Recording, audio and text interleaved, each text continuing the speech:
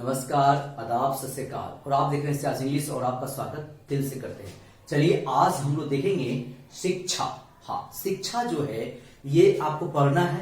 एक चैप्टर है आपका हिंदी का, ठीक है। इसको हम लोग बढ़िया से पढ़ेंगे। ये थोड़ा सा इंटरेस्टिंग नहीं है ना। इसमें कहानी नहीं है जो कि कैरेक्टर का नाम होगा, ठीक है, लेकिन पढ़ना तो हमको है। चलिए तो इसका सारांश पे डायरेक्ट हम आते हैं। प्रस्तुत पाठ शिक्षा एक संभाषण है।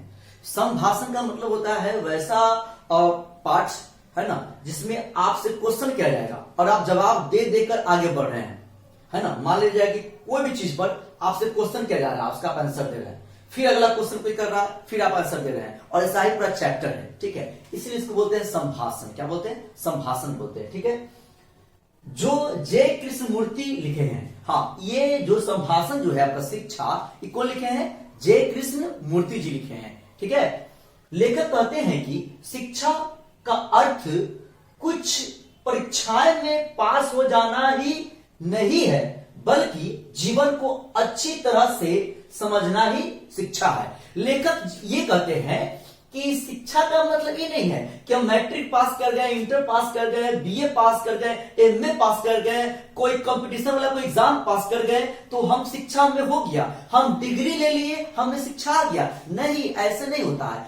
बल्कि शिक्षा का मतलब ये होता है, शिक्षा का अर्थ ये होता है कि जीवन को अच्छी तरह से समझ लेना ही शिक्षा है, ठीक है। ये नहीं कि डिग्री ले लिए हैं और एग्जाम पास कर लिए तब शिक्षा में आ गया। नहीं, जीवन को अच्छी तरीके से समझना पड़ेगा, तब जाकर आप शिक्षित हैं, ठीक है। वह कहते हैं कि बच्चों को हमेशा स्वतंत्रता पूर्ण वातावरण में रहना चाहिए। मतलब बच्चे को ऐसा आप माहौल में रखिए जहां का माहौल क्या हो, स्वतंत्र हो, आजाद हो, ठीक है। उसको कहीं भी रोक टोक नहीं हो, है ना, स्वतंत्र होना चाहिए, है ना, ऐसा एक माहौल होना चाहिए। जिंदगी का अर्थ है अपने सत्य की खोज, और यह तभी संभव है जब स्वतंत्रता हो। जिंदगी का मतलब है सत्य की खोज, सत्य को खोजना। कौन चीज में सही बात क्या होना चाहिए उसका खोज करना, चाहे वो कोई भी चीज हो, है ना, उसका खोज करेंगे। हम कोई भी फील्ड में काम कर रहे हैं, इसमें सही बात क्या है उसके पीछे हम लग जाएंगे, उसका खोज करेंगे, ठीक है। और ये तभी संभव है जब आप स्वतंत्र रहेंगे, आजाद रहेंगे, तब ना। नहीं तो हमको कोई रोक टोक करेगा, हम सत्य की खोज में जाएंगे, आपको बोलेगा ये कहां जा रहा है, चलो अपना काम करो, तुम ये नहीं कर सकते हो, वो नहीं कर सकते हो, तो आप सत्य का खोज नहीं कर सकते। आगे बढ़ेंगे। आज पूरा देश युद्धों में जकड़ा हुआ है। आज पूरा देश, पूरा वर्ल्ड युद्ध में जकड़ा हुआ है। आपको बढ़िया से पता है, हर देश चाह रहा है कि हम इस पर अटैक करके, है ना, उसको हम हरा दे और वहां का जो संपत्ति है, जो भी है, वहां का हथिया ले, ठीक है। हर कोई चाह रहा है कि हम बड़ा हो, हम शक्तिशाली हो, हम पावरफुल हो, मेरा बात इसको, है ना, मानना पड़ेगा, नहीं मारेगा तो यहां हम मिसाइल दाग देंगे, बम गिरा देंगे। सब चाह रहा है, पूरा मतलब देश इसमें जकड़ा हुआ है, पूरा दुनिया, है कि नहीं। यह दुनिया वकीलों, सिपाहियों और सैनिकों की दुनिया है। यह जो दुनिया है वकीलों का दुनिया है, सिपाहियों का दुनिया है और सैनिकों का दुनिया है। मतलब क्या होता है कि आप किसी से झगड़ा करते हैं तो आपको वकील का जरूरत पड़ता है ना, वकील आपका केस लड़ेगा, है ना।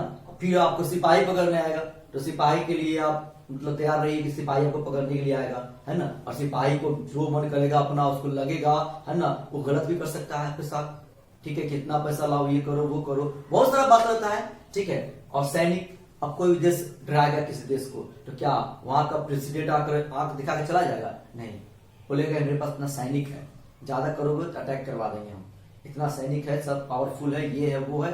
तो सैनिक, तो इसलिए कहा गया है कि पूरा दुनिया जो है ना युद्ध में जकड़ा हुआ है, और ये सिपाहियों का, है ना, और सैनिकों का और वकीलों का एक दुनिया हो गया है ना।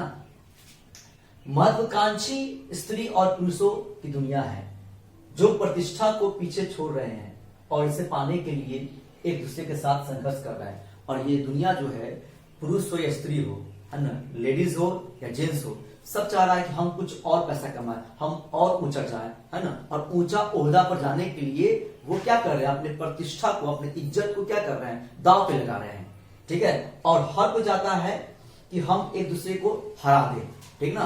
अब हमको कोई चीज बनना है, ठीक है, तो हमको इसके लिए बाहर निकलना पड़ेगा। तो हम तो खैर लड़का है, लेकिन कोई लड़की होगी उसको भी तो बाहर निकलना पड़ेगा, है ना, मुंबई जाकर पढ़ना पड़ेगा, दिल्ली जाकर पढ़ना पड़ेगा, पड़ता है ना जी, घर से निकलना पड़ता है, ठीक है। और वहां का माहौल क्या है नहीं है आप जान रहे हैं, नहीं जान रहे हैं, वही चीज है। प्रत्येक मनुष्य किसी न किसी के विरोध में खड़ा है, और हर मनुष्य किसी न किसी के विरोध में खड़ा है। वो चाहता है कि उसके विरोध में ये काम गलत कर रहा है, हम होने नहीं देंगे। अगर वो अच्छा भी कर रहा है तो हमको लग रहा है कि नहीं, ये काम ये कर रहा अच्छा नहीं है, ये काम का विरोध करेंगे, ये काम हम करते तो अच्छा रहता।